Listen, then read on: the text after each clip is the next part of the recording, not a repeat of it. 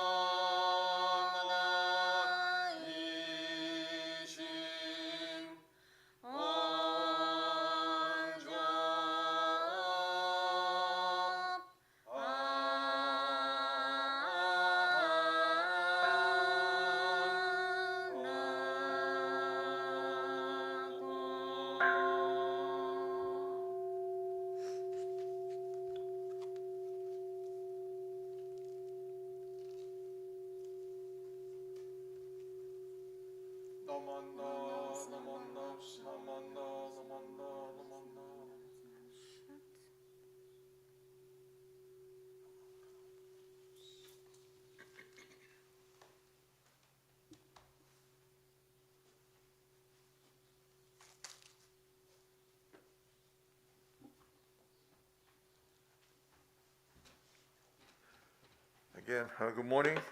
This morning's Dharma School service, Dharma message will be given by Sumi Tanabe.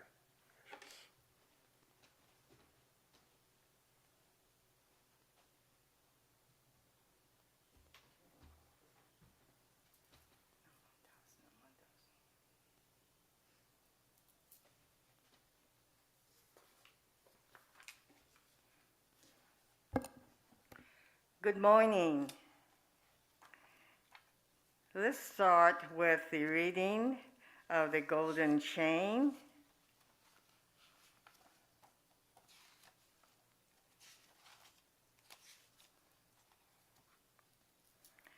I am a link in Amida's golden chain of love that stretches around the world.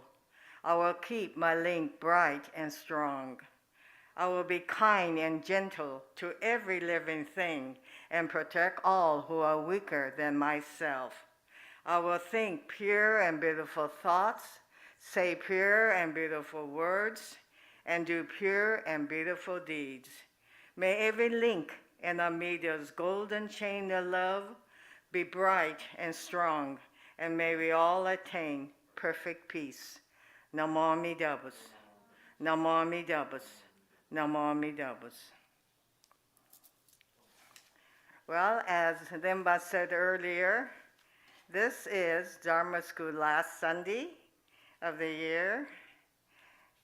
I am happy to be here.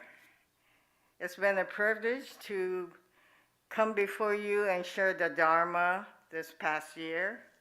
Please join me in Gassho. This is from Shinran and the Tanisho. When the entrusting of diamond-like firmness is settled, at that very moment, Amida's light grasps us and protects us, and we go beyond birth and death forever. Namo Amida Butsu. Namo Amida Butsu. Namo Amida Butsu. June is a very busy month. School is over for most of you, and you're ready for some vacation time to do nothing but sleep late and not worry about getting any homework done. You can play with friends and play longer on your electronic toys. June, as Rinban mentioned earlier, has a holiday, Father's Day, which is next Sunday. It was in 1966 that President Lyndon Johnson signed an executive order that a holiday be celebrated on the third Sunday of June. It became permanent when President Nixon signed it into law in 1972. The man who inspired Father's Day was a single dad and a Civil War veteran. William Jackson Smart was a twice married, twice widowed man. He was a father of 14 children. One of his children, Sonora Smart Dodd, was attending the first Mother's Day service in 1909 when she thought, why not also honor fathers? Why just only mothers? When she was 16, her mother died, and the father was both father and mother to her and her siblings. In 1910, she brought a petition to the Spokane Ministerial Alliance to recognize the courage and devotion of all fathers. The clergy liked the idea of a special Father's Day. Sonora would spend most of the next 60 years seeking for the official recognition of Father's Day as a national holiday. My own father died in 1975. He had suffered a massive stroke. I look back to my childhood and remember that he was able to take care of 8 of us, 5 children, wife, and mother. As the eldest son, he was responsible for not only his parents and his siblings. After World War II and the internment camp, we were poor, but was able to eat well because my father was a farmer and he was able to grow vegetables, and he made a chicken coop so we could have chicken and eggs for breakfast. He sacrificed for his children. He had many challenges, but rarely did I hear him complain.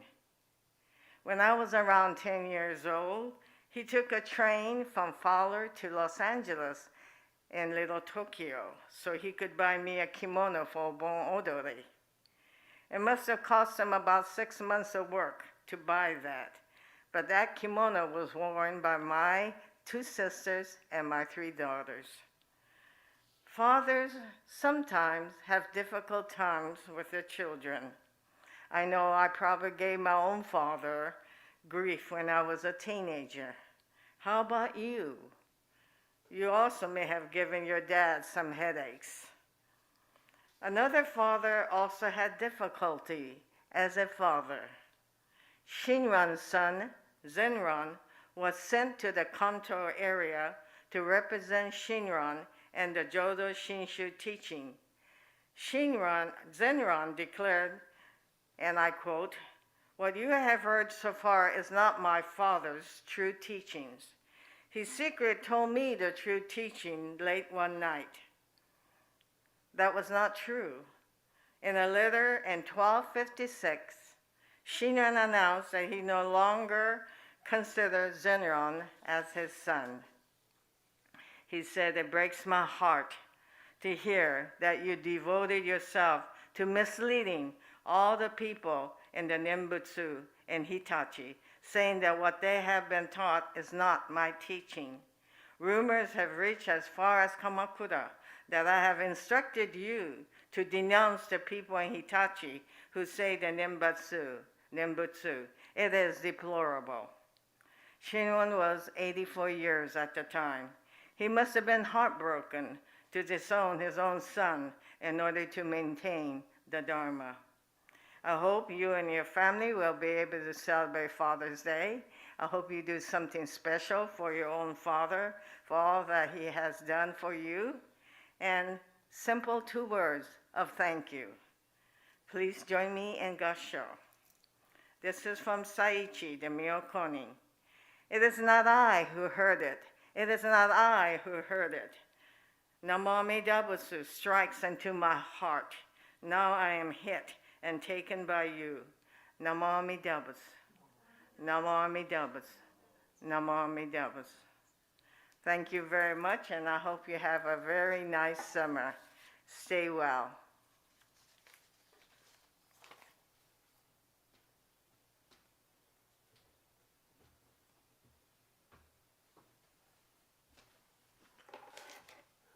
Thank you very much, Sumi. What a wonderful way to end the Dharma school year.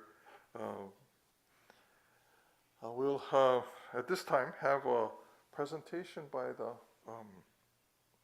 high school class. I think it was.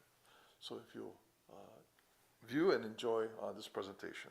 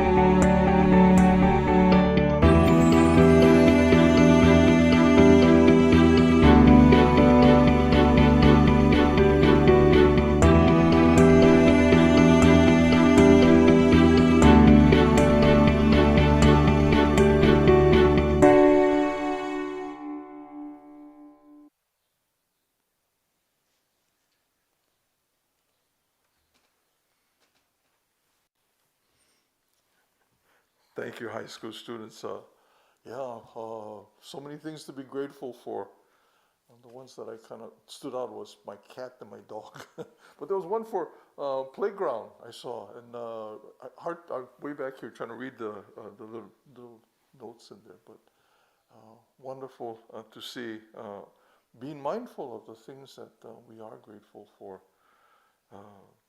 So much that supports our lives that we are able to enjoy and hopefully to share with others as well. Thank you, everyone, for your participation and for your presence here at our Dharma School service over this past year. Hopefully, we'll be able to restart our in-person services in the fall. Next week, when we begin our summer schedule, our 10 o'clock service, it will be in person. However, you need to reserve a space here in the Hondo. The capacity of the Hondo will be limited to, or the number of people in the Hondo will be limited to 150. So if you are interested in attending in person services here at the Betsuin from next week, the 19th, we will be conducting services in person as well as over Zoom and the YouTube. But if you would like to attend in-person services, please go to the website. There is a registration for reserving a space here in the Hondo. It seems weird that we got to reserve space, but it's just so that we can manage the number of people here in the Hondo. I'm not expecting 150 people to register, but we would like to, in any case, have everyone register, reserve a space here for these in-person services. Again, thank you very much. This coming Wednesday, June the 15th, at 11:30, a motorcade bearing the remains of Norman Mineta will pass and pause in front of our Hondo on the way to a ceremony at the city rotunda, City Hall Rotunda. Again, that will be at 11:30 here in front of our Hondo. They will pause briefly and then proceed to the Westie and Mr. Mineta's home and pause there as well, and then pausing another time, I think, at the railroad tracks where people boarded trains on the way as they were taken to relocation camps. So if you could be here, again, 11:30, this coming Wednesday morning, we will have the Hondo open as they pass, and again, they'll just briefly pause in front of the Hondo on their way to the Rotunda. It'll be a way of, the way I was told, it'll be our last welcome home for Norman Mineta as he is interred here in San Jose. So again, if you can join us for that on Wednesday morning. Then a reminder, next week we begin our summer schedule, family service schedule. Service will begin at 10 o'clock. Thank you very much. Enjoy your summer. We'll see you in the fall. As we conclude, please join in Gassho and Nembutsu. Namo Amida Butsu. Namo Amida Butsu. Namo Amida Butsu. Thank you, everybody. See you next time.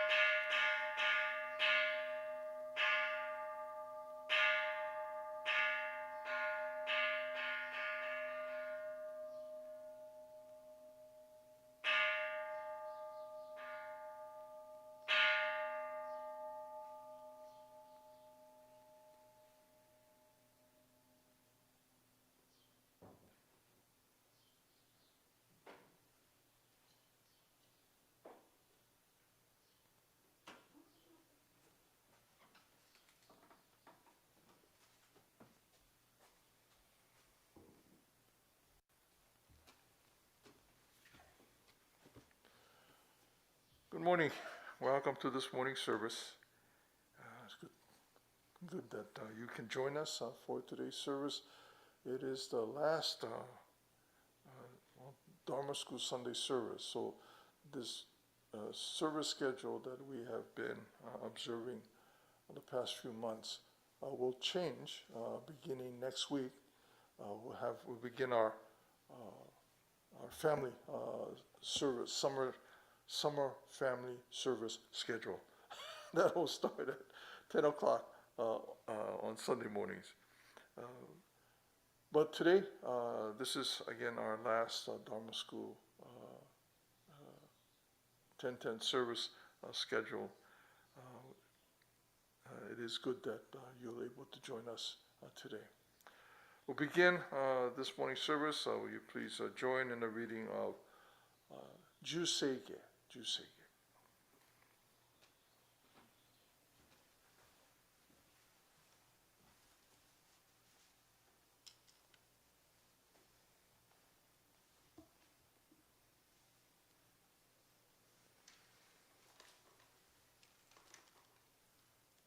上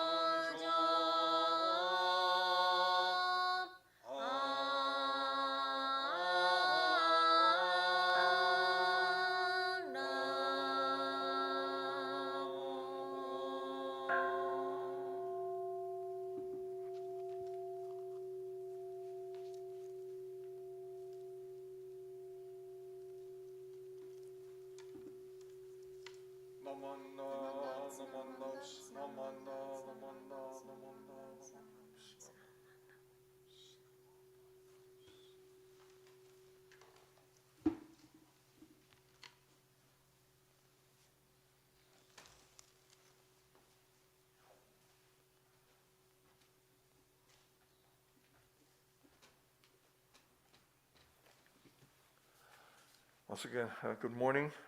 This morning's Dharma message will be presented by Michael Jones.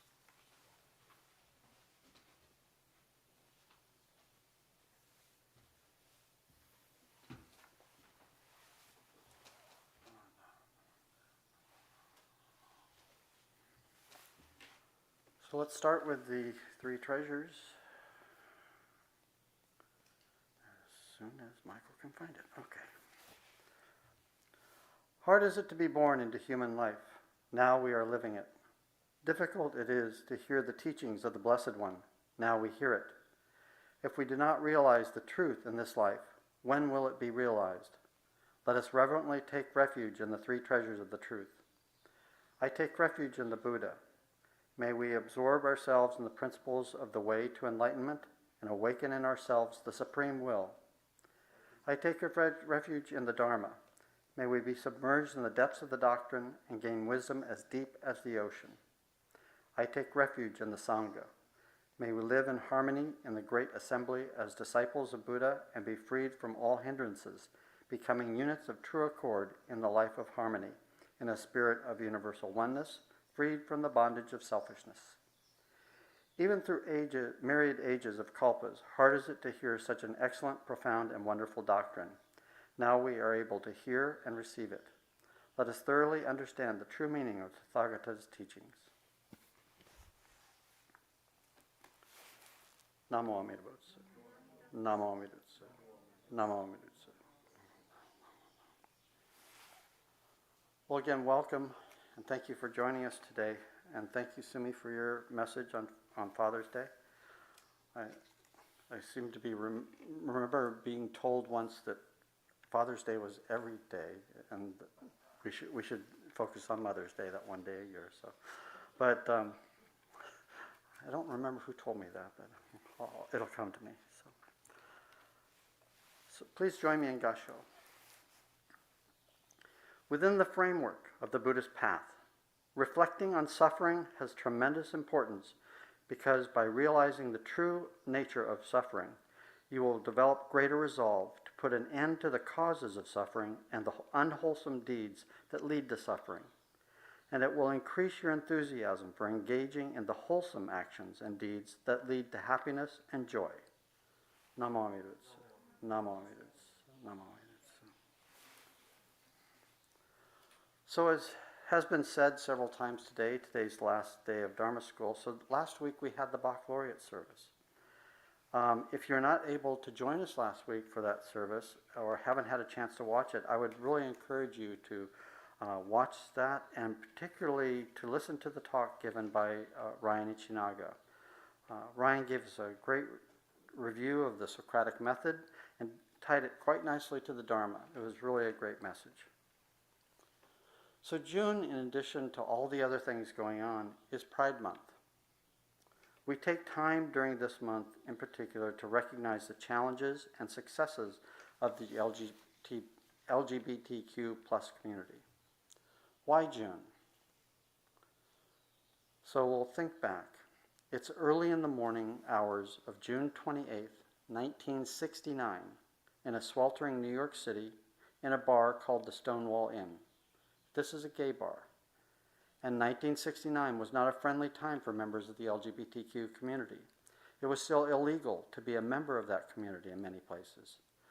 Police had been raiding bars, including the Stonewall Inn, and the LGBTQ community was growing tired of the persecution. This raid was not going unanswered. It sparked days of riots, becoming known alternatively as the Stonewall Riots or the Stonewall Uprising. And many agree that this event was the catalyst for the gay rights movement in the U.S. and around the world. We've come a long way in the 53 years since Stonewall. Or have we? One state after another have been passing in unconscionable laws against transgender youth, gays, and even school teachers who dare to answer a student's question about homosexuality or anything else related to the LGBTQ community. Most of us wonder why this is happening. What is it that the members of the LGBTQ community did to all of these politicians to lead them to pass such hurtful, mean-spirited, and inhumane laws? One word: fear. As humans, we fear what we do not understand. We fear change. We fear what we cannot explain. We fear what we cannot control. So what's the solution? Control. By now you may be wondering, where's the Dharma message in all this pain and despair? As I said earlier, we fear what we do not understand. We fear change that comes from places outside of our control. So what's happening in our world today? Many of our children and grandchildren do not know a world that does not include iPhones and multiplayer online video games. And yet, many of us remember rotary phones attached to party circuits and televisions that only received black and white images that you had to actually get up out of your chair to select between the 5 stations that you could receive in your area. By the way, for younger folks, when I said party circuits, or when I was talking about telephones earlier, these were not groups of people hanging out. When you had a party circuit or a party line, you and your neighbors shared a single phone number and a single line. If someone else in another house was using the line, you had to wait, or try to interrupt them and pester them to cut their conversation short. So not only did every child over 5 years old not have their own phone, many of us shared a single landline with several other households. We used to get our news from the newspaper once or twice a day, or from the radio or television with their nightly reports. The news cycle evolved very slowly. News from another country could take many days to get into our news cycle, and only if the broadcasters thought we might care about the story. People looked out for one another. We kept an eye on each other's kids. We supported one another. And I'm not talking ancient history here. When my children were attending Lotus Preschool and Scouts here at the Betsuin, other parents would be mindful of them just as we were of their children. Politicians argued with each other. They called each other names, and they claimed that the other guy, and it usually was a guy, just didn't get it. And when their meeting was over, they walked out the door together to go get lunch or dinner. They respected each other, especially out of the view of the press.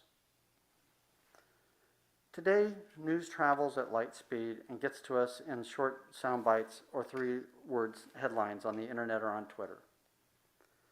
But not all the news makes it to us, and quite often much of the context is missing. Trust erodes as we read or hear these partial truths. The politicians, no longer respected colleagues, are instead clamoring for votes in the next election or trying to win the favor of donors who can finance these painfully expensive campaigns. The press and the politicians alike are trying to win us over, trying to get us to see things their way. They do this by leveraging the fear that I spoke of earlier. When trust breaks down, you begin listening only to the people who are trying to show you that only they know the truth. What's really interesting and scary at the same time is that we had been making great strides in getting along together, at least in the Middle East, outside of the Middle East. Racial tensions, though still present, were easing. The LGBTQ community was becoming a group to be understood, accepted, and granted more equal status. Women were making great progress in control over their bodies as well as in the workplace. But then it all started to change. The hate started to swell again. I heard at least one pundit propose that this started after we won the Cold War and the Soviet Union dissolved. He submitted that once there was no Soviet Union, our common enemy, common across the American citizenry, of course, was gone. We needed a common enemy or we had no one to blame for our problems. So that enemy became each other. Any differences meant we were at odds: race, ethnicity, gender identity, or even using the term gender identity. Republican, Democrat. We had to find a reason to blame someone other than ourselves for our troubles. So what do you think? Is this theory valid or preposterous? I happen to believe there is some truth to it, possibly because I simply can't come up with anything better. As Buddhists, we know that change is inevitable. Everything is impermanent. Change is not always for the better. In fact, some changes have no inherent quality of goodness or badness. We're born, we live, we grow old, and we die. This is neither good nor bad. It just is. We fear change because we don't know what's going to happen after the change takes place. But changes are taking place every minute of every day. I don't have an answer for how to deal with the people who want to condemn anything or anyone who is not like them. I really can only deal with myself. I can live my life in a way that does not bring harm to others, at the very least, or, even better, helps them. I don't know the causes and conditions that have led to people following the lead of hate-filled politicians who want to destroy the LGBT community or who want to chase out every last immigrant. But I can still do my best to live a life that welcomes and supports everyone equally. Is this easy? Not necessarily. Shinran called himself an ignorant fool, incapable of finding enlightenment on his own. Pretty harsh, wouldn't you say? But the humility of that mindset is the key. We're in no place to judge others. We don't know their history or their pain, but we can set an example for those around us, including our children and our grandchildren. We can be kind and gentle to every living thing and protect all who are weaker than ourselves. That includes people whose hearts are full of hate. There are many individuals and communities who are the victims of new laws and rulings that limit their freedom and their right to live a happy life in the same way that you and I can. During this Pride Month, I ask you to allow the Dharma to show you how to support the LGBTQ community. They are not asking you to be like them. They are not asking you to give up any of your freedoms. Their beliefs, their lives, their love not only does not take away from yours, but it also actually adds to it. Less hate, more love, less exclusion, more acceptance. It's really not that hard. And you're not alone. In addition to the Sangha of the Betsuin, there are many organizations that provide services and opportunities to serve as allies of the LGBTQ community. Most of you are well aware that I have a vested interest in this. Our youngest is transgender. She came out to us just 5 years ago when she was in her late 20s. That journey has allowed our family to meet a wonderful world of LGBT community members, their families, and their many allies. Here's a short list of some of the organizations available to you. PFLAG is a national organization with many local chapters. Many of their chapters have a focus point. For instance, Elaine and I have been attending virtually the San Gabriel Valley PFLAG group, which has an API, or Asian and Pacific Islander focus. There's a new chapter here in San Jose, which also has an API focus. PFLAG offers programs, and their chapters have regular meetings where LGBTQ communities, their families, and parents can interact and talk through their situations. PFLAG also, by the way, has an online glossary, which I find extremely helpful because the language keeps changing, the terminology keeps changing. The Trevor Project is focused on suicide prevention within the LGBTQ community. This is a huge problem with community members of every age group. The pressures they are under, the lack of acceptance or outright ostracization by parents, families, or churches has put a tremendous impact on them. GLAAD, G-L-A-A-D, is a non-government media monitoring organization that shares stories throughout the media to help accelerate acceptance of LGBTQ community members. The Gardena Buddhist Church has a group called Ichimi, which is support and activist group for LGBTQ members and their allies. Just as an aside here, the name Ichimi, which means one taste, comes from the 7th verse of the Shoshinge. Nyo shu shi nyu kai ichimi, translated as, they are like the waters that on entering the ocean become one taste with it. We're all the same. Here at the Betsuin, we created the Minanomura, or Village for Everyone group, fashioned from Gardina's Ichimi and a semi-annual gathering in LA called Okaeri. In San Jose, on the Alameda, is the Billy DeFrank Center, which offers programs for the LGBTQ community. The DeFrank Center and their president, Gabrielle Antolovich, have been active supporters of Minanomura since its inception. So you see there are many groups out there supporting the LGBTQ community and those who are or want to become allies. During this Pride Month, take a look at how you can be part of the solution. Do you know someone who's part of our Betsuin or surrounding community who might benefit from the support of our Sangha? If so, encourage them to join us. They are welcome as they are. If they don't want to be public with their personal situation, that's okay too. Just let them know.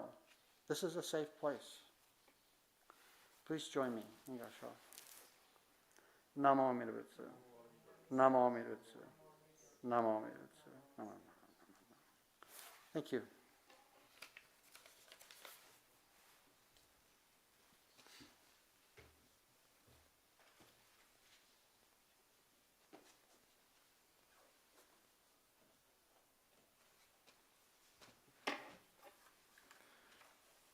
Thank you, Michael, for reminding us and keeping it in our thoughts that when we look at differences and see only the differences, they can provide difficulties or result in difficulties for ourselves and for others. But if we can see ourselves in others and others as a part of who we are, then perhaps we can soften those things that we might feel are so unbreachable that we cannot somehow be a part of a larger community, not just ourselves or our Sangha here, but of a world community in which all beings have an opportunity to live their lives, to be appreciated and be loved for who they are. Shinran's view of himself as a foolish being was not simply a statement. It was an expression of the realization, the deep realization of his own imperfections, of his own limitations, and his own way of seeing the world that would interfere often with how he interacted with the world. But the outcome of that was a deep sense of humility that welcomed the world in all of its different characteristics, different expressions. Know that we here at the Betsuin is a place in which all are welcomed. It is in our vision statement and our mission statement to be a place of inclusion, that everyone is welcome here and supported here at the Betsuin. Again, thank you, Michael, for your message today. Next week, we begin our summer family service program. Service will begin at 10 o'clock.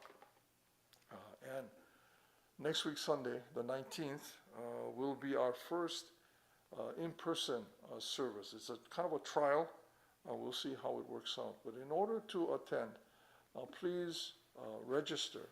It's on our website and reserve a space. And it kind of seems odd that we have to reserve seating in the Hondo. But we did want to, as we open up, we do want to be able to provide a place that is safe, that people can attend and not be overly concerned about the possibility of coming into contact with COVID. So we'll try to provide a place that people can come to and participate in services here at the Betsuin. So next week, Sunday, the 19th, 10 o'clock, we'll begin our summer program, service program. Again, you need to look at our website.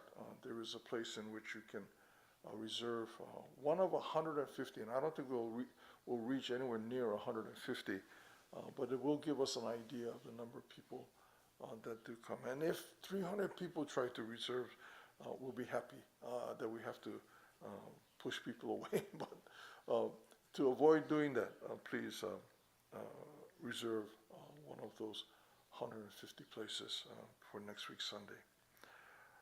This coming Wednesday at 11:30 in the morning, the motorcade carrying the remains of Norman Mineta will pass down 5th Street on its way to the rotunda, City Hall Rotunda, where a ceremony will be conducted. As it passes the Hondo, it'll pause briefly, and it'll once again pause in front of the Wesley Methodist Church and the home of Norm's home, and at the railroad tracks where it was a reminder of those who forcibly boarded the trains were taken to relocation camps, and then from there onto the rotunda. So if you are able, if you would please come. Again, this is this coming Wednesday at 11:30. What we plan to do is to open up the doors of the Hondo. No one will be in the Hondo, but to open up the doors of the Hondo. And as the motorcade pauses in front of the Hondo for us to bow, I was reminded that it is the last welcome home for Norm Mineta, and certainly an individual who has supported and has been a very good friend of our community. So if you can, please, Wednesday morning, 11:30, here in front of our Hondo. Thank you very much, everyone. I hope you'll continue to participate in our services. Hopefully by the fall, things will change enough that we will be able to welcome you into the Hondo. Until then, please take care. Enjoy the summer. We are constantly, this morning during the Dharma School service, you may have, or if you didn't see the Dharma School service, boy, my mind is running all over the place. I couldn't remember what I did, the Sambujo, 3 of them, and I had to look at Mikame Sensei and said, did I do 3? So it's a fun place too, so please come down and participate.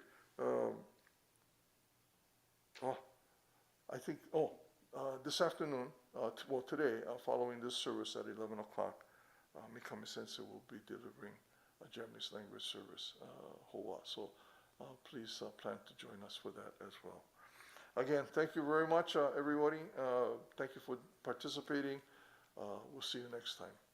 As we close, will you please join in Gassho and Nembutsu? Namo Amida Butsu. Namo Amida Butsu. Namo Amida Butsu. Namo Amida Butsu. Thank you, everybody. See you next time.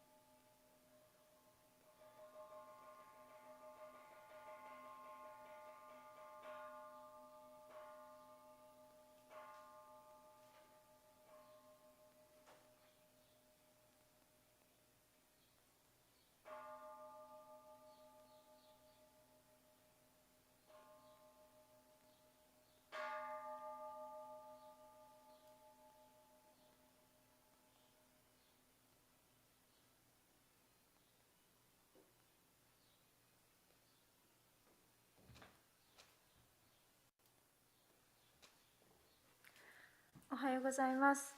本日もサンノゼ仏院の日本語のご法座にお参りくださいましてありがとうございます。6月になりましたね。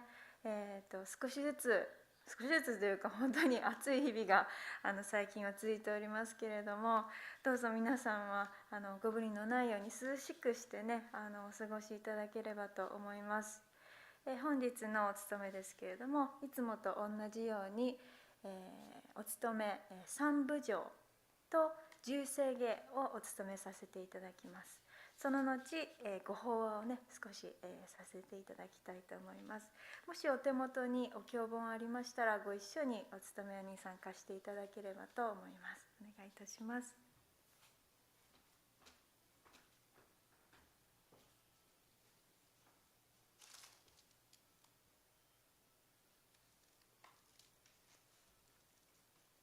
ご一緒に合唱お願いいたします。合唱。ナマンダウツナマンダウツナマンダウツナマンダウツナマンダウツナマンダウツナマンダウツナマンダウツ。はい。頭をお下げください。お直りください。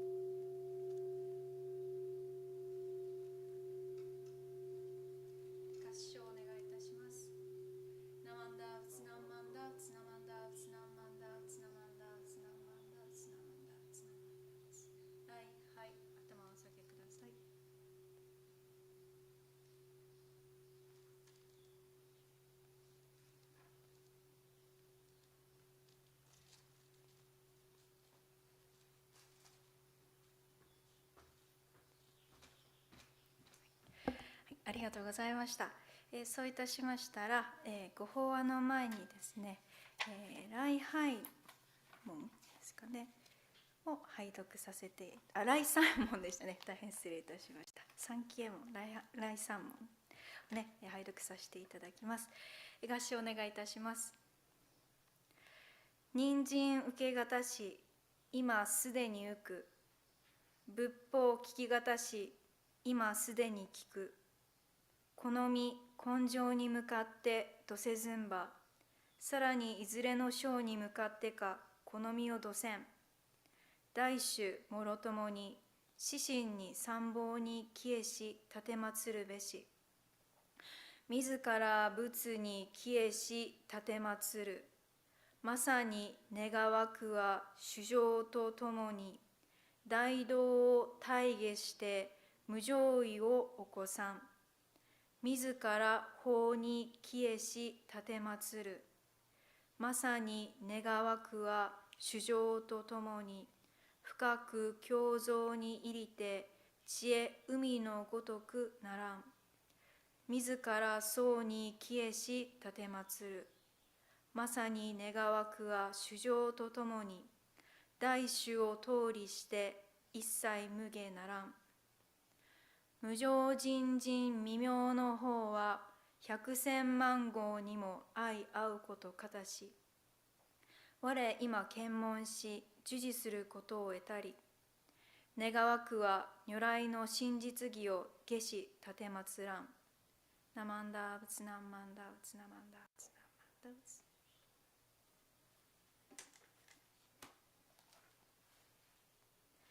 ありがとうございます。では少しお話をさせていただこうと思います。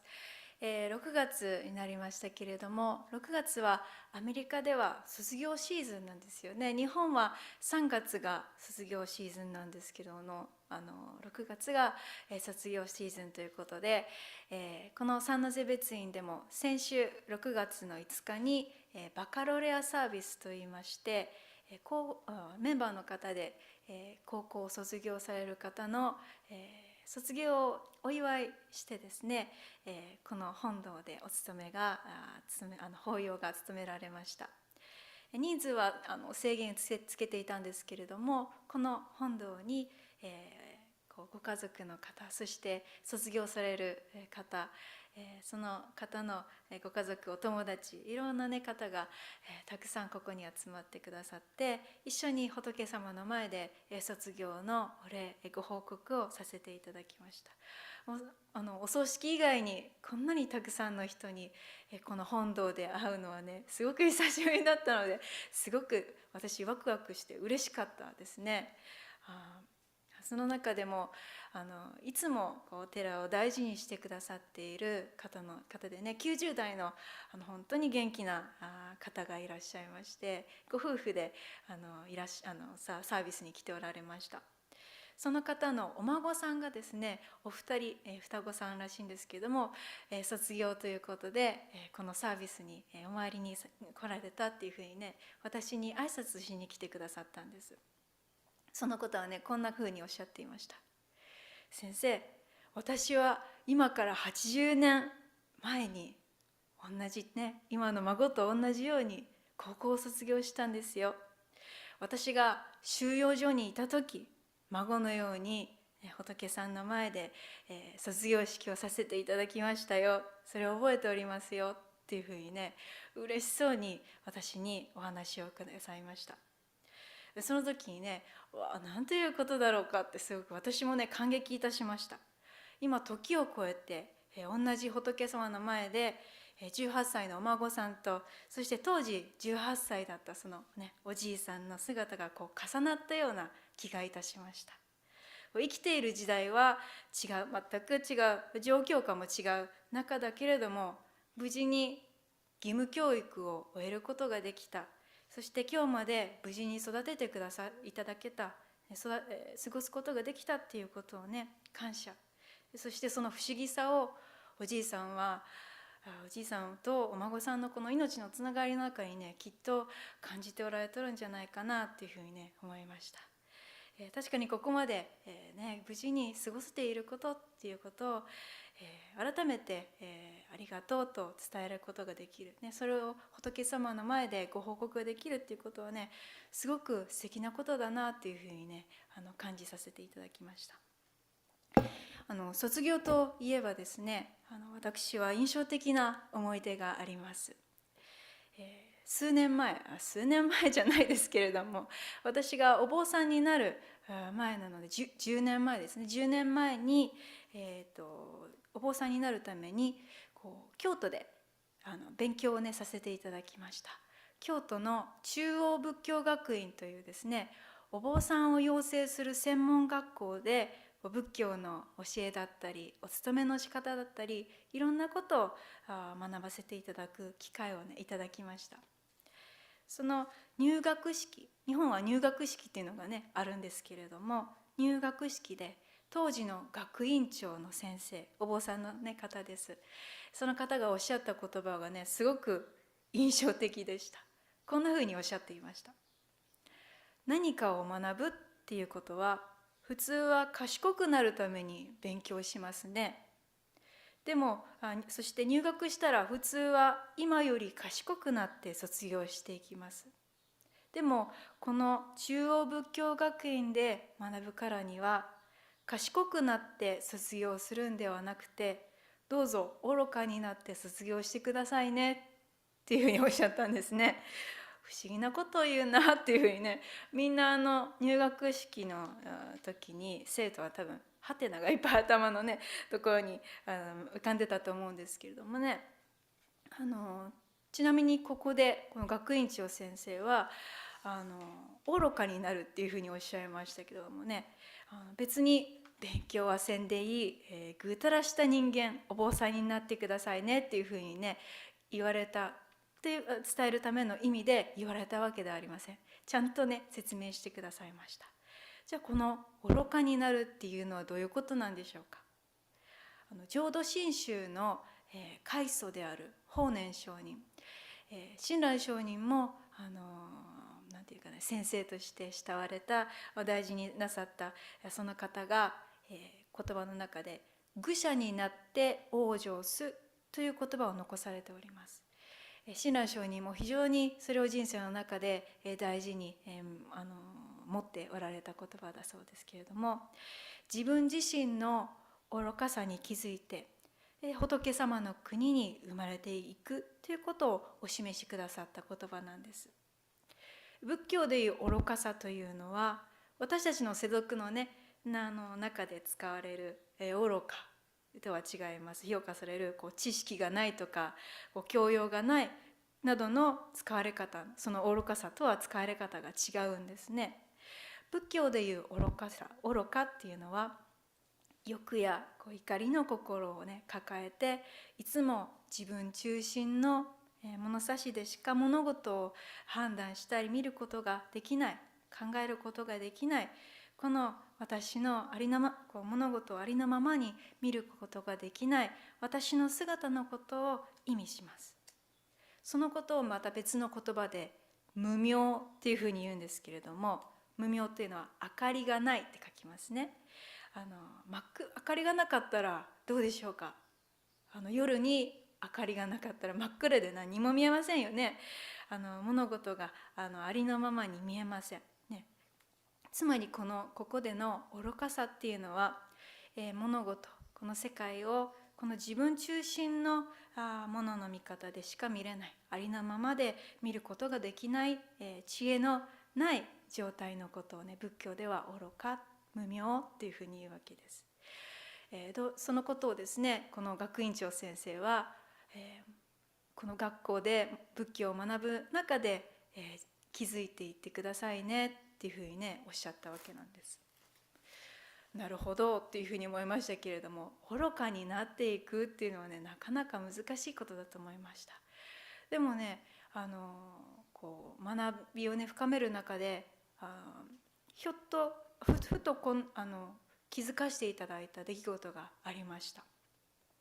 この中央仏教学院という学校はですね、面白いことにいろんな年齢そしてバックグラウンドを持った方が一緒に机を並べて仏教の教えをね学ばせていただく、そういう学校でありました。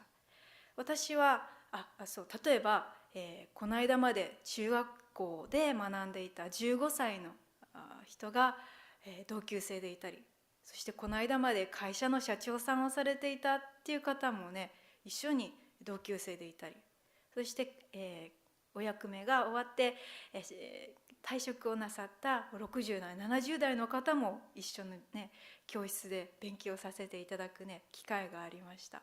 普通のこの世俗の生活の中ではなかなかねありえないことだと思いますけども、すごく貴重な時間を過ごさせていただきました。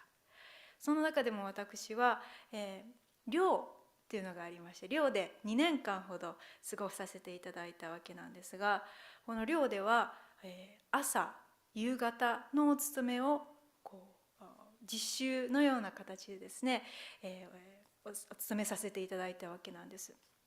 女子寮と男子寮合わせて60人ぐらいですかね、もうちょっといたかな私の時は。それを6つの班に分けて、1人10人1つの班が10人ぐらいでしょうかね。その班がその日の朝と夕方のお勤めを担当してお勤めをさせていただく実習をね毎日させていただいてたわけなんです。朝は7時から、そして夜は夕方6時から、お食事の前にねお勤めがあってからお食事をいただく、そういうね形でやっておりました。どのような実習をするかといいますとね、今日みたいにお勤めをねさせていただいたみたいにカンショウって言って鐘がお勤めの前になりましたよね。あれを叩く人がいたり、そしてお経をお唱えするメインでお唱えする方がいたり、それと一緒にお勤めする人もいたり、そして、節のついている五文章というね、文章8代目の、御門衆の蓮如上人がお書きくださったお手紙をですね、節のついたものを読んだりですね、いろいろお勤めを構成する配役があるわけで、班でそれをね担当して、その日一日を実習で、受け持たせていただいてたわけなんです。そこにはいつもお勤めの監督をしてくださる先生もいてくださって、お勤めの後は、講評をくださっていたわけなんです。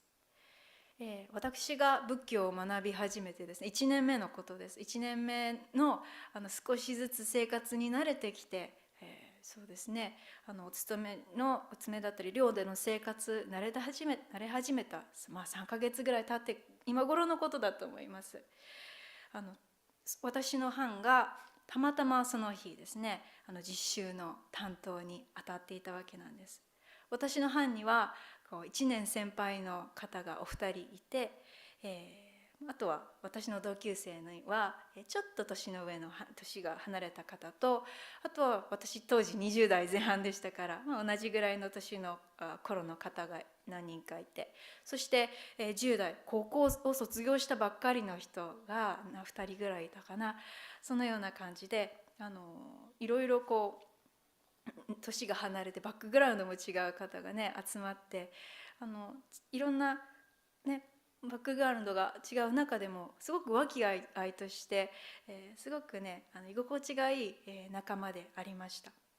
その当日、お勤めの当日ですね、一人ちょっと人よりねものを覚えるのに時間がかかってしまう、そして理解をするのに時間かかってしまうっていう男の子がね、10代の男の子がも一緒にいたわけなんですけども、その男の子がですね実は五文章といいまして、先ほど言いました節のついている文章をね読むっていう配役に当たってたわけなんですね。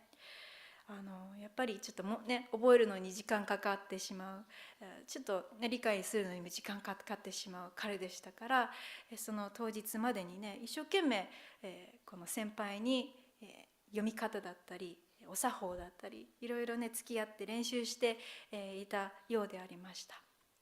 でも当日、彼がねお勤めが始まって、彼がその五文章を開いて読んだ時、きっともしかしたら緊張していたんかもしれません。一生懸命練習していたんだけれども、申し訳ないけれども決してうまい読みぶりではなかったわけなんですね。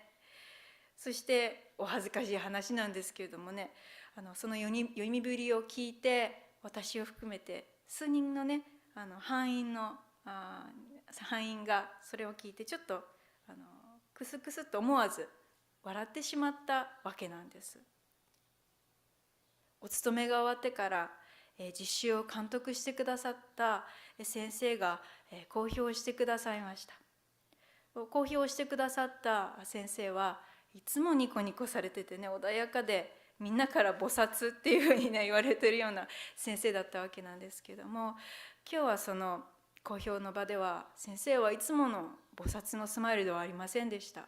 すごく悲しそうな顔をしてお話をされました。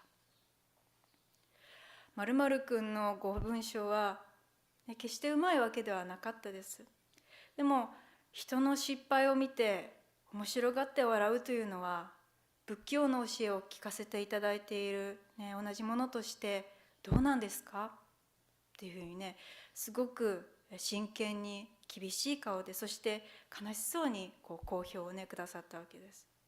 私ね、そう言われた時ね、私何気なく笑っていたわけなんですけれども、なんてことをしてしまったんだろうなっていうふうにね、申し訳ない気持ちとともに恥ずかしいなっていう気持ちでねいっぱいになりました。確かにその彼は、覚えることが苦手で、人より理解するのに時間かかってしまう。でも今日このねお勤めのために彼なりに精一杯練習をして、来てくれていたっていうのはね分かっていました。そしてうまいとは言えないかもしれないけれども、彼の精一杯で取り組んでいたっていうこともね私も理解していました。もうどんなに練習してもね失敗することもあるし、人には出来不出来のね差もあって違うっていうのも分かっていたはずなのに、それを笑ってしまうっていうことはそこにどこか面白がったりして、人を下に見てしまっていた、知らず知らずのうちにね下に見ていた私がいたのかもしれないなっていうところに気づかされたんですね。お勤め、このお経をねお勤めさせていただくっていうのにですね、いつも言われてることがあります。うまくやるんじゃなくって丁寧にさせていただく。このお勤めっていうのはお敬いの心を仏様にお伝えするのがお勤めです。だからうまくやるんじゃなくて丁寧にやってくださいっていうふうにねいつも言われていたはずでした。でも私本当の意味で分かってなかったなって思いました。私たちはうまいとか下手だとかね分別っていうふうに言いますけれども、分別したり、そういうふうに評価をしているけれども、仏様の前ではねうまかろうと下手かろうと、賢かろうと賢くなかろうと、この仏様の眼ではその人の精一杯をね尊いものだと無分別の心で、分別しない心でご覧くださっているんですよっていうふうに授業でも何回も聞かせて、いただいていることでありました。それにもかかわらずね、やっぱり私本当の意味で分かってなかったんだなっていうところに気づかされたから恥ずかしいなっていうふうに、思ったんですね。お勤めの後に、後で、班のメンバーでね集まってこのことについて話し合いました。その後にその男の子にね私笑ってしまったことをね謝りました。何気ないことですけども、この失敗を通してね私すごく大切なことを気づかさせてもらったなっていうふうに思いました。愚かさに気づくというのはこういうことなのかもしれないなっていうふうに思い知らされたことです。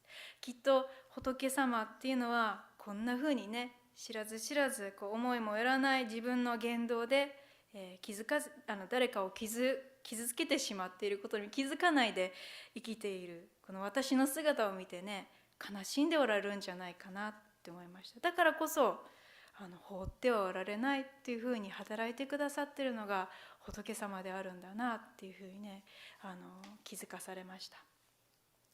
私たちは自分中心の思いを持って抱えて生きていて、それはなかなか自分では治りません。人に愚かだって注意されると、それを愚かだって注意されるとね、逆に腹が立ちますよね。違うけどみたいな。でも認めたくないんですよね。でもここでは仏様の働きに出会う中で、この自己中心性に、愚かさに気づいていくことっていうことを言ってくださっているのが愚者になって往生すっていう言葉だと思います。自分はどこか他の人よりは勝っている、そしてあいつとは違うんだってね思い上がる中に、いつしか敬いの心を忘れて人や他人、自分をね区別しているのが私ではないでしょうか。でも区別して生きているっていうことはですね、反対に私自身も誰かに区別や評価されてね生きていることだと思います。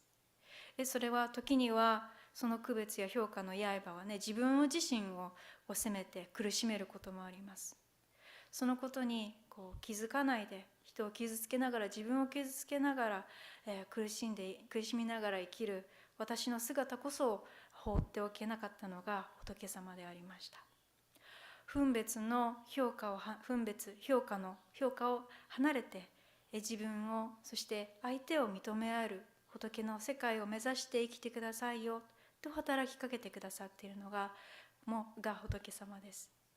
仏教の知恵に触れる中で、いかに自分が自己中心だったか、そしてありのままに世界を見れていなかったか、その自分の愚かさに気づかされていきます。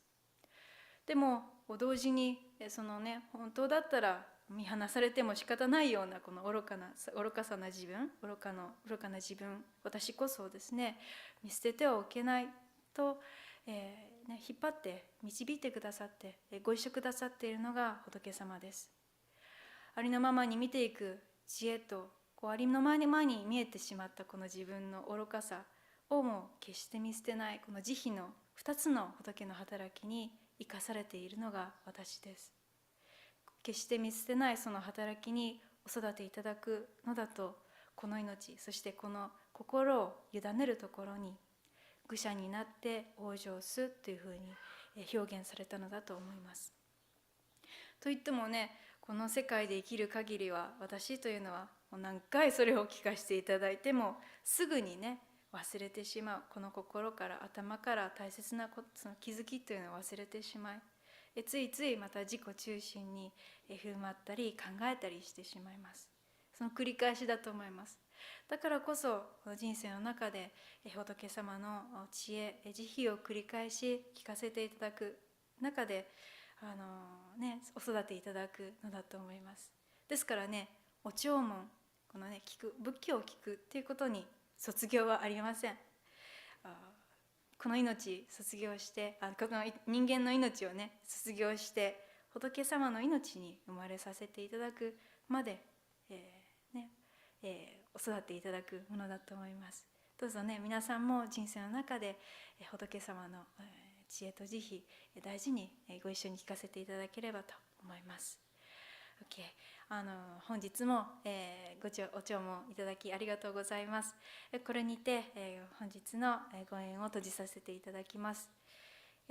次回のお勤めサービスの連絡ですけれども、7月、来月の7月はですね、お盆のお祭りがこのサンノゼ別院でございますので、お盆はですね7月の9日と10日2日間にわたって、今年は初めての対面で行われます。もしよろしかったらね、皆さんもお出かけいただければなというふうに思いますけれども、それの関係で7月はこの日本語法座はお休み休座というふうにさせていただきます。それで8月14日第2週の日曜日ですね、8月の14日、また、今日と同じように11時から日本語法座をさせていただきますので、どうぞ皆様お誘い合わせの上お参りください。はい、ありがとうございます。それではまだ本当に暑い中でありますけれども、どうぞお体を大事になさって、大事にね、一日一日をお過ごしいただければと思います。合唱でこのご縁を実施させていただきます。合唱お願いいたします。ナマンダウツナマンダウツナマンダウツナマンダウツナマンダウツナマンダウツ。